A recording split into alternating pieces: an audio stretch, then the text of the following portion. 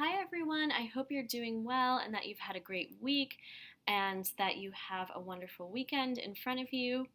I just wanted to hop on and do a quick reading because I started accidentally doing one. And by that, I mean I was shuffling the cards, actually getting ready to put them away.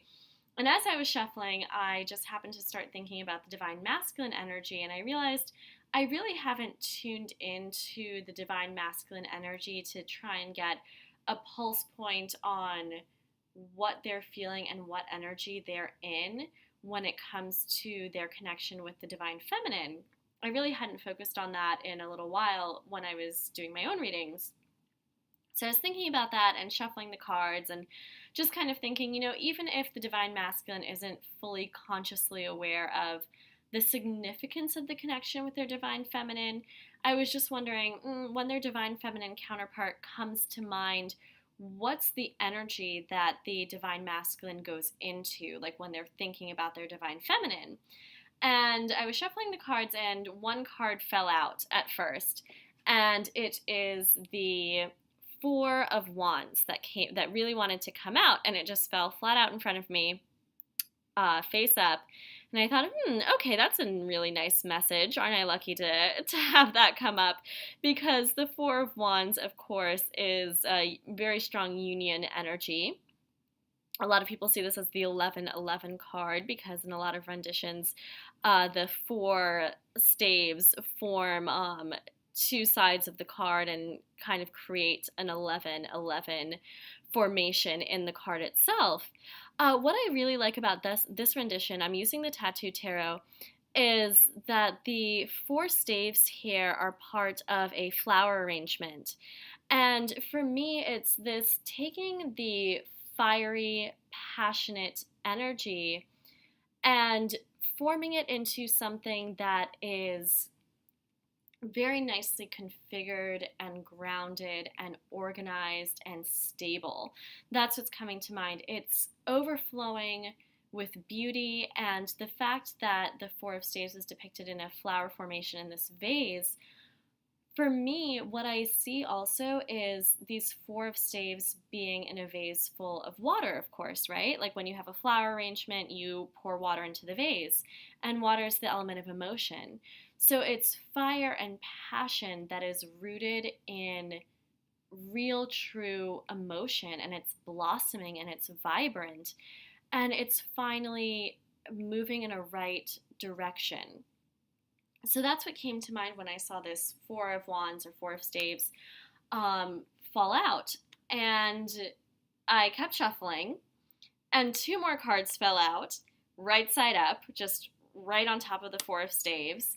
And I thought, okay, I definitely need to just do a quick reading because the two other cards, I promise, not making this up, the Lovers, hello, and then the Nine of Cups, which is the wish card. It's emotional fulfillment, it's dreams coming true, it's everything that you desire. So those three cards coming up for, hey, what's the energy that the masculine goes into when he thinks about his divine feminine counterpart?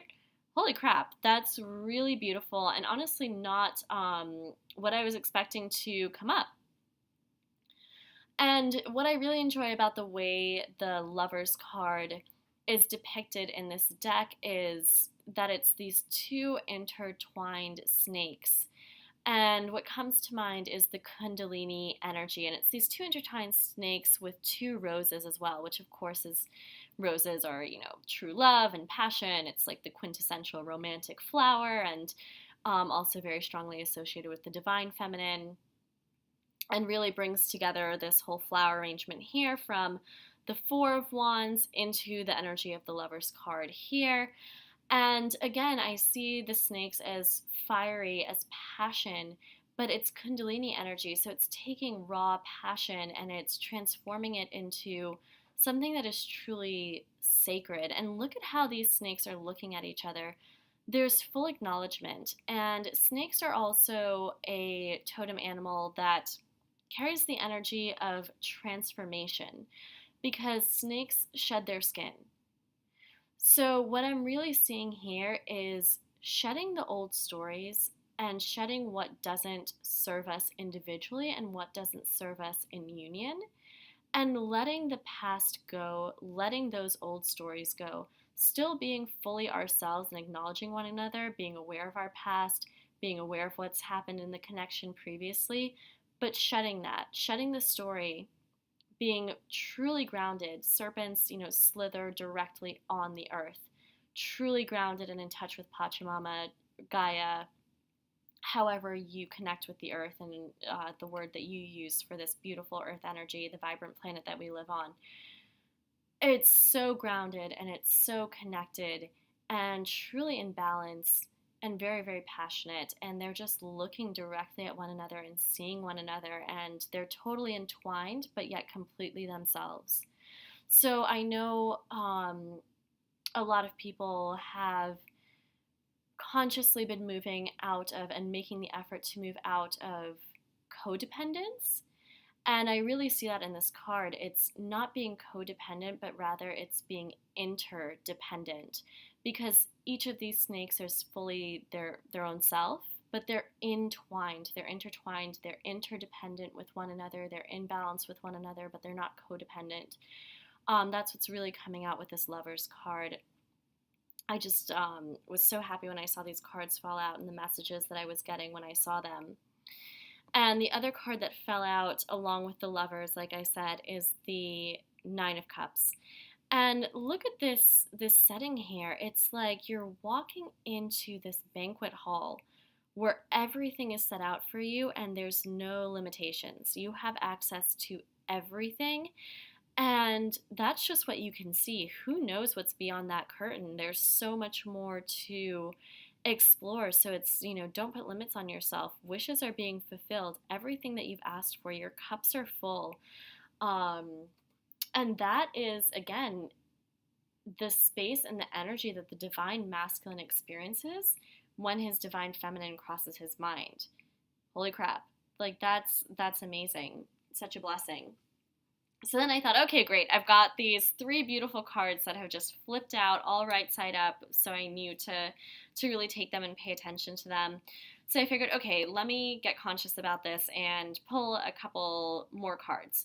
So continue to shuffle the cards, and I was thinking, I asked Spirit, okay, what is on his mind? What is the mental space like? Because this is the energy that he's going into when when he's thinking about his divine feminine, or is reminded of his divine feminine, or dreams about his divine feminine. That's just the energy that he experiences when his divine feminine comes to mind. So I really wanted to focus in on his conscious mental space when he sits down and really thinks about his divine feminine counterpart. What are the major thoughts and themes that are coming up in his conscious mind? And the first card that I pulled is the Knight of Pentacles. Oh, if I can get it up here. Let's see. The Knight of Pentacles. And the Knight of Pentacles is the slowest moving knight. Pentacles are an earth energy, very grounded and deliberate, and it's all about setting the foundations. And what I'm seeing in this card, what came to me, I tend to see stories, right? Because the cards are all about holding the archetypical energy that all humans experience.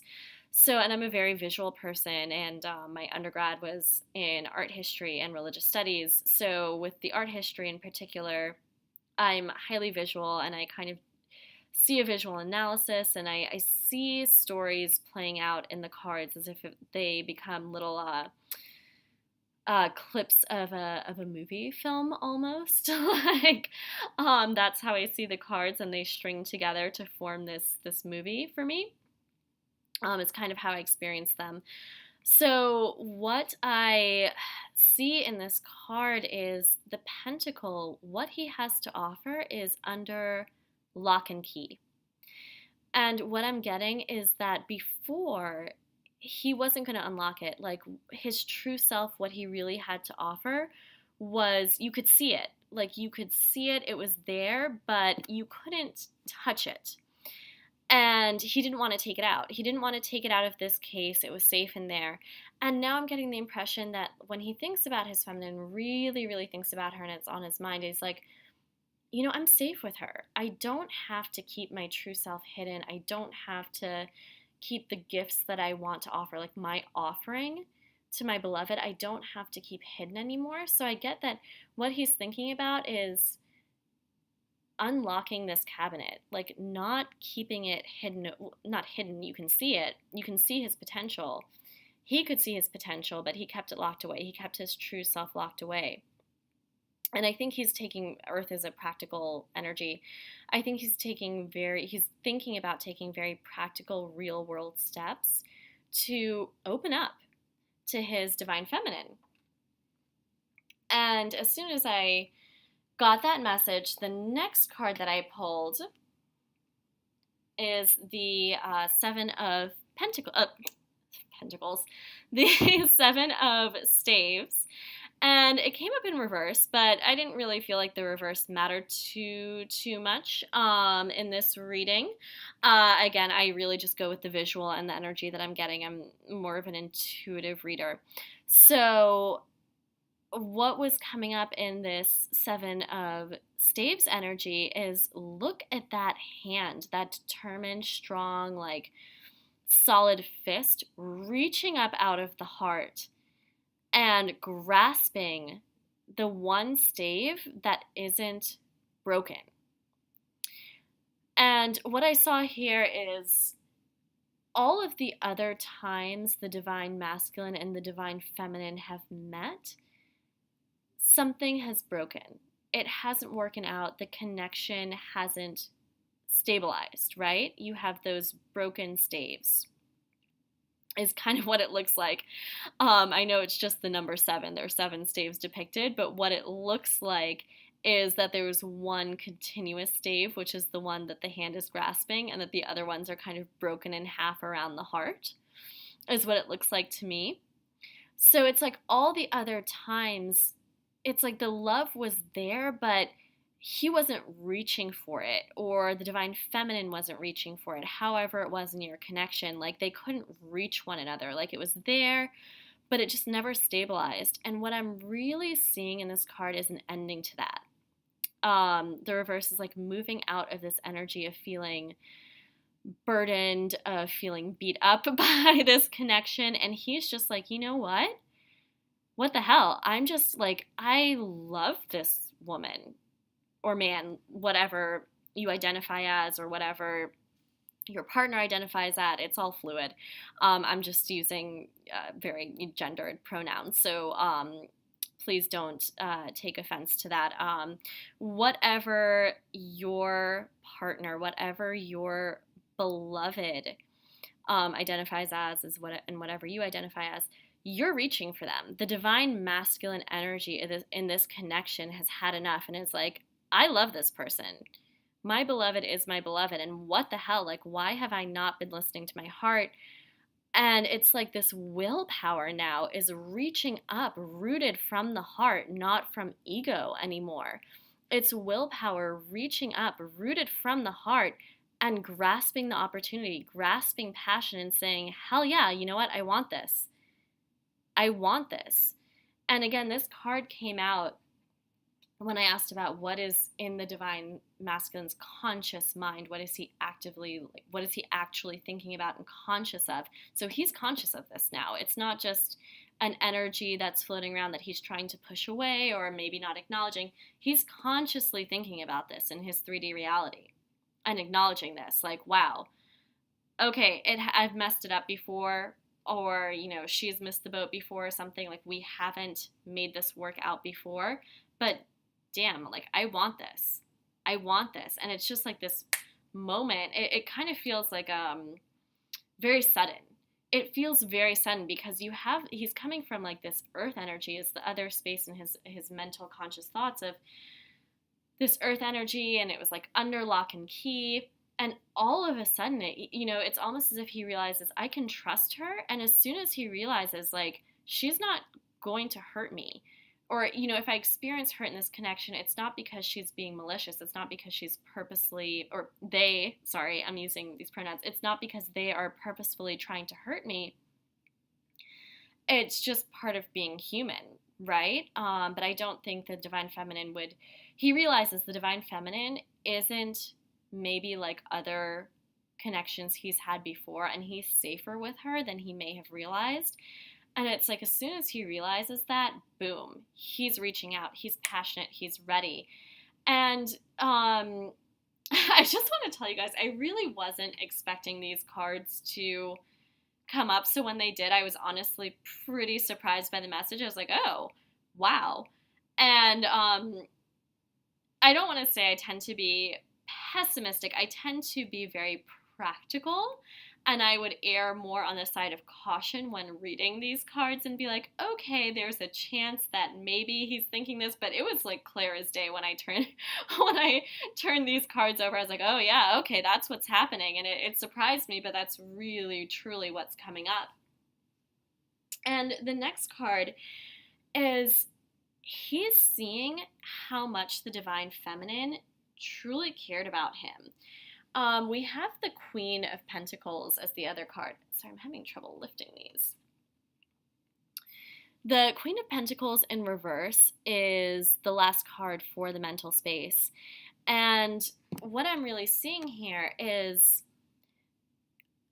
the Divine Feminine has genuinely cared about the Divine Masculine for a very long time, and just honestly, like the pentacle is lined up with her heart center, and it's like she had this beautiful gift to offer. She's surrounded by roses, and she's just so innocently like, here you go, like I love you, or you know, I care about you, and just sweetly, kind of innocently offering this to the Divine Masculine. And I think he thought there was a motive to it. And now he's coming out of that belief. Like he's finally seeing like, oh crap, all this other stuff that I layered over her genuine offer. I didn't have to do that. Like she was real about it. And I think he's finally starting to see that and to see how genuine the Divine Feminine was towards him, that her feelings were real, and the practical action that she took towards him, because again, Pentacles are earth, it's practical action. This is the Queen of Pentacles, not the Queen of Cups. So all of like the little things that the Divine Feminine may have done for the Divine Masculine, he's learning to treasure that now. Like he may have dismissed it, taken it for granted, not even seen it, like perceived it, and now he's thinking back on like, oh wow, you know, my Divine Feminine maybe did a lot of little things in the practical world, in the real life physical world, that I didn't acknowledge and I didn't perceive. And he's becoming aware of those things now, and he's really like, oh wow, that was real. Like that was real, and he's becoming more aware of it now. So the next question I asked was, what are some of the plans of action that the Divine Masculine may consider taking towards his Divine Feminine? Kept it very open because, again, I tend to just be a little more of a practical reader when it comes to romance connections. I am a Virgo. I tend to err on the more practical side, I guess. So I was asking, what are possible plans of action that the Divine Masculine may consider taking towards his Divine Feminine? And the first card that came out is the Queen of Swords in reverse. And Queen of Swords, swords are mental energy. It's the element of air, it's thought. And what came through with this is, I feel like he's lowering his defenses and realizing he doesn't have to be defensive. I see this very strongly tied into the Queen of Pentacles. I see this as the Divine Feminine. Like, this is how he thinks of the Divine Feminine, as recognizing that she's genuine, that she was just there because she felt the truth of the connection. And I get this impression that the Divine Masculine has always been a little guarded, maybe more in his thoughts, not as emotional or not as tangible, like as physically affectionate as the divine feminine may have been in the connection.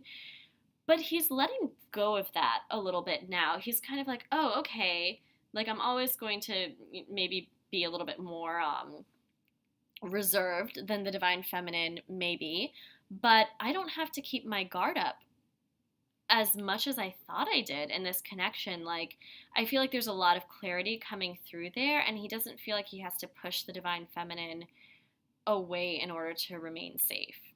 And the next card that I got, let me tell you, when I was shuffling, the Eight of Pentacles came up twice as I was shuffling. Like, I had turned the cards to keep shuffling, and it was at the bottom of the deck both times I turned the cards.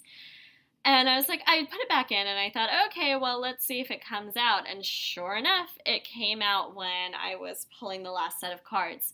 So the Eight of Pentacles really, really wanted to be seen in this reading. And it was so cute almost, because what I see in this is that the divine masculine is now trying to do what the divine feminine was doing in the connection, but he's not telling her yet.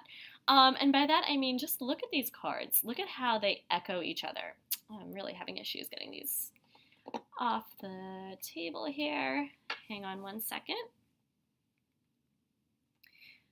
Look at how they echo one another. They are like mirror images almost, in terms of a seated female figure looking down at a pentacle. The difference is the divine feminine exists in this space with ease, very naturally. This is her realm. This maybe physical affection, gift giving, whatever it is, this blossoming in awareness. Look at how at ease she is with this pentacle. Like, she just created it out of thin air. Like, this is her thing, is kind of how it feels. She created it with ease, and she's offering it with ease, and she's in her realm. And to me, this is the divine masculine now. He's like, oh my God, the divine feminine, like, was genuine, and she tried to, like, give me affection and do all of these things. And now he's trying to learn how to do that. But look at how much effort it's taking him. And he's, like, practicing almost, is the feeling that I get. And I'm not quite clear on that, but I'm just getting this feeling I'm hearing he's practicing. Like, he's trying to get something ready to give something back to the divine feminine, because she was always in a very giving space and energy towards him. So he's trying to figure out how to do that. And it's really sweet. Like, look at this figure. You know, she's just there. You know, this is him. This is him practicing and studying and planning almost on, like, oh crap, like, what can I give her? How can I show her that I'm serious, that I mean this, that I'm not just coming off like, you know, half cocked, like, I mean it this time, and I really want her to understand that. And I also get a little bit of frustration in this card, because it did come up in the reverse. And to me, what that meant is, like, he's trying and he's practicing, and then he's just like, oh shit, like, I don't know what to do. Like, I don't know. And he, like, kind of gets frustrated. And what he ends up doing is just coming out with this offer, because the next card is the Four of Cups in reverse. And how this goes along, because again, I kind of see it as like a continuous story or movie almost, is he gets frustrated with these pentacles because this isn't like his element. He's trying to get back to the feminine in a way that she would communicate, and he's kind of like struggling with that and not knowing what to do. And pentacles, again, are like the slowest energy. They're very grounded. And I get this feeling that he just kind of gets like impatient almost, not in a negative way, not in a like, oh, I don't want to put the effort in kind of way, but like, he's like, I just want to get her something. Like, I want to give her something. I want to extend some kind of offer. So he like is like, okay, scrap that plan. Here's this offer. And he comes in with something, and it's beautiful and it's rich. And it's not quite what he had been practicing. And I kind of get the feeling that this may come through suddenly, because this hand is extending out from the clouds, And it's like all of a sudden, right out of the blue, this offer is there. He reaches out to the Divine Feminine, and why I really like this card as the final card that came out is look at the dark tears. Let me turn it so you can see it a little better. Look at these dark tears, and I feel like those are tears the Divine Feminine has cried. When it comes to this connection, it could even be tears the Divine Masculine has cried, as well. The sorrow, the guilt, any feelings of shame that both parties have felt in this connection. But that's not the focus of the energy. That's not what he's bringing to her anymore. That's not what he wants to bring to his Divine Feminine anymore. He doesn't want to cause any more sorrow. Instead, he wants to bring this new cup that's not filled with sorrow. It's empty. It's just filled with his love, and there's space in there for her to add her love in. And that's what he's bringing towards her. Again, blossoming that chalice, that cup is emerging from a flower, a red flower. Red is the color of vibrance, energy, blood energy. It is life. It is your root chakra. So it is very rooted and real, and something that will manifest in the material world. And again, I kind of take that back to the first card that fell out, the Four of Staves, in the Four of Staves that's depicted in a flower arrangement. So the final card that comes out is this new cup of love, this new offer, rooted in this flower that is being held by like the hand of God, that has come out of nowhere. So you may get a communication from your masculine or Divine Masculines. If you're watching this, you might just feel inspired, like, okay, let me just reach out. Let me reach out in a very genuine, loving way. It may not be perfect, but it's going to be authentic, and I hope she feels that. I hope my Divine Feminine feels that, because again, it came up in the reverse, so it's like all of the sorrow falling away, right? All of these tears falling away, and what's taking that place? It's this new offer, this new cup for us to fill with love. So that's what I got. And then at the bottom of the deck, I took a look at the card on the bottom. At the bottom of the deck was, oh, hey, and look what's underneath that, the Ten of Cups. That's always nice. Okay, but the bottom of the deck is the Six of Swords. So sailing into calmer waters, letting go of beliefs that no longer serve us. The masculine is letting go of beliefs that no longer serve him, that have been weighing him down, that have kept him anchored to people, energies, situations that don't really serve him. He's letting that go, and he's sailing into calmer waters. He's sailing with his Divine Feminine, so that they can be together. So that was at the bottom of the deck. And just kind of for fun, I wanted to pull additional cards for the Eight of Pentacles, because I'm telling you, as I was shuffling, it came out twice, and then it actually came out as a card in the reading, so it really wanted to be seen. So I decided to pull a card to help clarify the Eight of Pentacles, and also to clarify the Four of Cups. And I used this deck. It's almost like a parody deck. It's called Affirmators. Totally bought it on a whim. I saw it in, if you guys are familiar with the store Papyrus, it's like a Hallmark store. It's, sells cards and stationery and fun little things. I was in there one day, like, picking up a birthday card for someone. And this was at the checkout counter, Affirmators. So it's really like a parody of tarot or oracle cards. It's like little inspiration, but it's said in like really sometimes sarcastic ways. So it's an affirmation, like a positive affirmation. You could pull a card a day or whenever you feel inclined to. And they're just so like happy and fun, and so it's like you can help yourself without the self-helpiness, and it's really funny. Greater consciousness for those of us who don't live in ashrams. I always just get a kick out of using these cards. So anyway, I pulled two cards to clarify the Eight of Pentacles and the Four of Cups. And the card that I pulled for the Eight of Pentacles says, no need to do. I am exactly where I need to be, exactly when I need to be. There's nothing more I need to do. I mean, yes, there will always be laundry and taxes, but in terms of my life's path, I don't need to do anything because I am already here. I take a deep breath, relax, and trust, and then do laundry. So they're just really fun cards.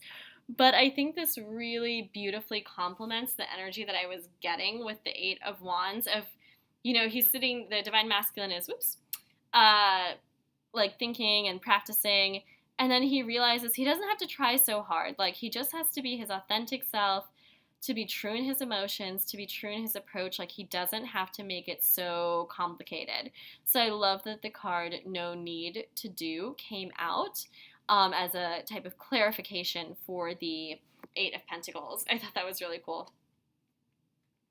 And the card that came out as a clarifier for the Four of Cups is friendliness. Whenever I smile, I make someone's day better. What a cool way to buy happiness for free.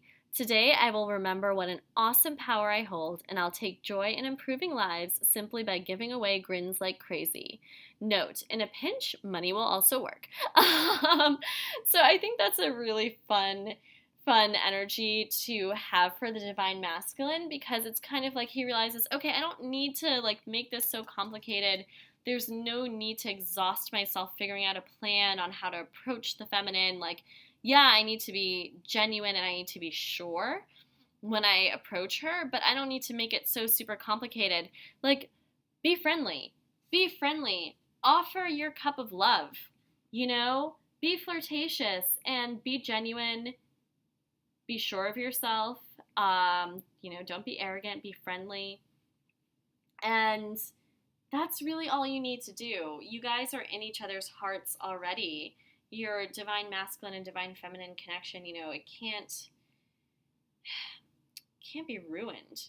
It can be damaged in terms of hurt and things that have happened in the past, but I really get the feeling like we're moving through that. We're transmuting that energy. We're shedding the old skins.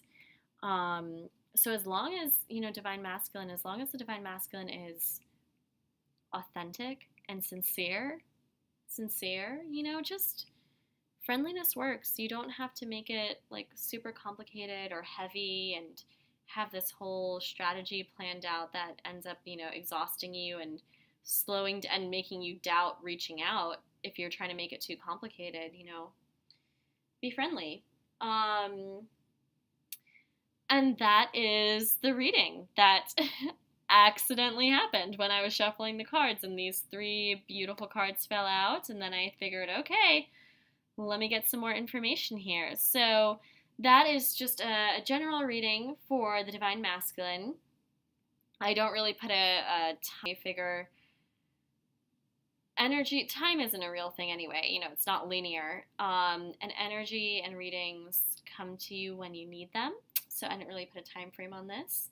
But that was a check-in to the Divine Masculine energy in his connection with the Divine Feminine. I hope you enjoyed. Let me know your thoughts. And I really enjoy doing this. So I hope you enjoyed tuning in. And I'm sending you a lot of love and happiness, and enjoy your weekend, or just enjoy your day whenever you happen to be this. Bye!